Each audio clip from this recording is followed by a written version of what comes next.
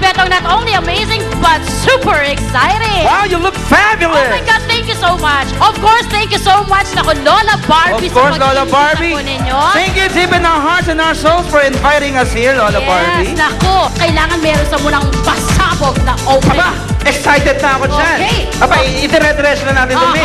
So ladies and gentlemen, let's welcome our 3 finalists ng ating search for impersonator Habe ni Lola. Palakpakan naman siya mga kaibigan. Wow! Alright!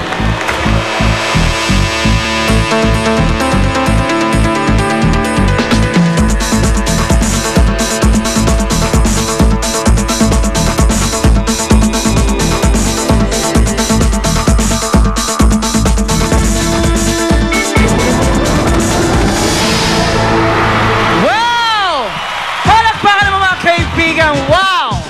That was an amazing production number presenting our contestant, grand finalist number 1.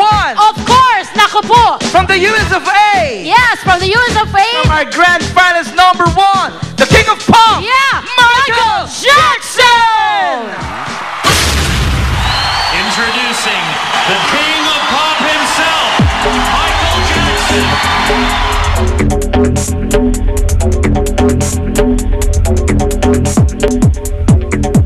Bago pumasok ng stage, kalmado naman ako dahil kaya ko siguro makapag-show talaga ng walang mali dahil ako mismo gagawa ng step ko eh. Parang sa challenge, parang itong pinakamahirap dahil hindi ko makalain na naparaming tao. Okay lang yung moves ko.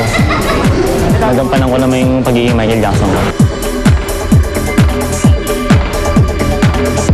Wow! I love you, Michael! What can you say, Michael? Total viewers, I love you. Wow! Ano daw? Hindi ko naintindihan. Wow! Meron po tayong mahiwagang garapon with the flying colors. Choose the lucky color. Oy! Color Oh, blue. blue. Tawagin natin Ay, si naku. Judge Mayordoma. Advance to be recognized. The Philippines was all over the news with the recent Corino bus hostage taking incident last August 23, 2010. As impersonator, this is my question. Oh my God. How can you promote a better image of the Philippines to the rest of the world? Maybe the spirit of the real Michael Jackson. You need to call him. The real spirit of Michael Jackson. Nakuha niyo po yung tanong, sir? Hindi daw niya naintindihan. Huwag ka mag-alala, ako rin. Bilang ikaw ay impersonator, sa palagay mo, ano ang pwede mong gawin nang sa gano'n naman ang imahe ng Pilipinas ay mas gumanda ang paningin sa buong mundo?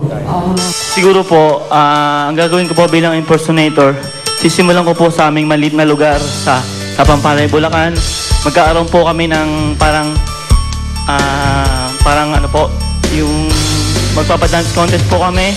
Tapos yung pondo po na nakinita po namin, papagawa po namin ng mga street light para po yung ibang dayuhan na kasi po sa amin po madilim po yung mga iskinita eh. Hindi po sila matatakot na po dumayo. Maraming salamat, MJ.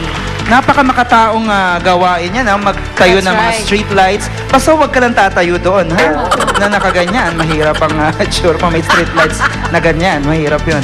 So thank you very much, Michael Jackson. Thank you, Michael Jackson, and good luck. Good luck, ha? Good luck sa'yo.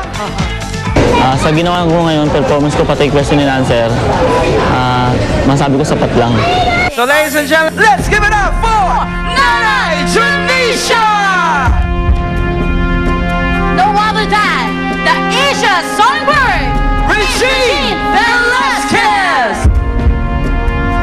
Kaming pagbabalik mga kaibigan, malalaman natin ang ating grand winner ng ating search for impersonator Habe ni Lola.